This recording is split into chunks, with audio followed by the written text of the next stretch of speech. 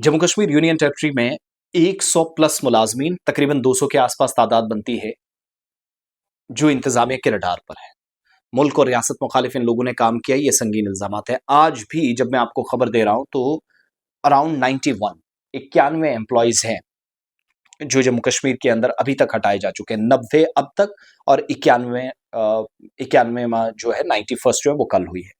अब ये कार्रवाई जब जब होती है तो इंतजामिया ने एक हवाला दिया है, इसके पीछे मजबूत तर्क हैं, दलाइल है। बात अदालतों तक जाने से पहले ही खत्म हो जाती है कि इस तरह के कामों से कोई इनकार भी नहीं कर सका, क्योंकि बहुत सारे लोगों ने सिस्टम में बैठकर ही काम किए हैं।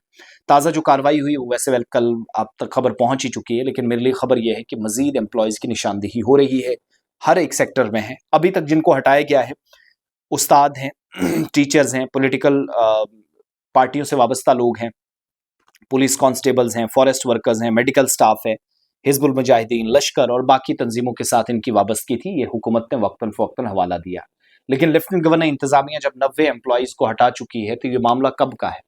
अप्रैल के वस्त में पहली कार्रवाई हुई थी 4 एम्प्लॉयज की टर्मिनेशन के साथ। इट वाज अराउंड 2021 में।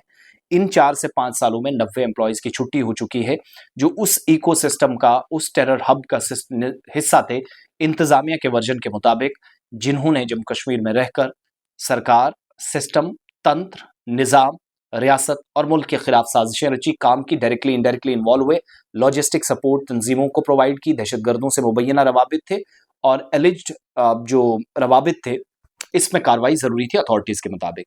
एलजी इंतजामिया जो एम्पावर है, बाख्तियार है इस बात के लिए कि किसी मुलाजिम को हटाना है, तहकीकात मुकम्मल होने के साथ कि आपके पास प्योर एविडेंसेस हैं किसी के गलत काम के।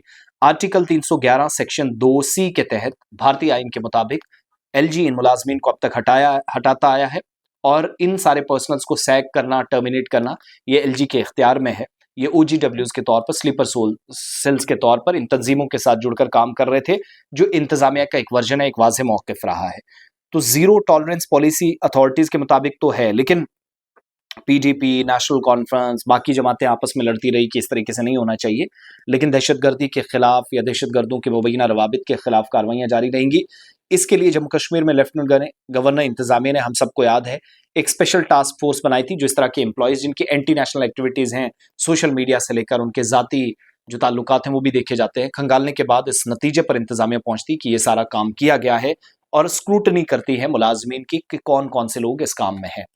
तो 4 लोग जो पहली बार हटाए गए थे 2021 अप्रैल में, मुझे याद है उनमें कुछ टीचर्स भी थे, महकमा तालीम के ज़्यादा लोग आए, हेल्थ डिपार्टमेंट के भी, और वक्फ गुज़रने के साथ साथ फॉरेस्ट एम्प्लॉयज़ और मेडिकल स्टाफ। सो अभी भी एक बहुत बड़ा नेटवर्क है जम्मू कश्मीर में जो हुकूमत का मौक़िफ़ है, जिसके मुताबिक काम हो रहा है और मुलाजमीन की बड़ी तादाद अभी भी नौकरी से बरतरफ की जाएगी। कल जो ताज़ा केस है वो सिर्फ मैं याद दिला रहा हूँ उस केस के साथ जुड़कर, जो जिसमें मोहम्मद शफी मलिक जो एक बिजली महकमे के अंदर काम कर रहे थे, यह हाई प्रोफाइल टर्मिनेशन जितनी भी अब तक हुई इनमें बड़ा है, इंस्पेक्टर के तौर पर काम कर रहे थे, लेकिन मुबैना तौर पर दहशतगर्दों के साथ रवाबित थे। हुकूमत अभी भी इस तरह के मुलाजमीन को ढूंढ रही है, स्क्रूटनी चल रही है, टास्क फोर्स लगी है, रिकॉर्ड खंगाले जा रहे हैं सोशल मीडिया प्लेटफॉर्म से लेकर। मैंने पहले ही कहा था 115 से 150 के दरमियान मुलाजमीन अभी भी निशाने पर है, तो उनमें से एक एक करके हटना शुरू हुए हैं। Now the number reach right now 91।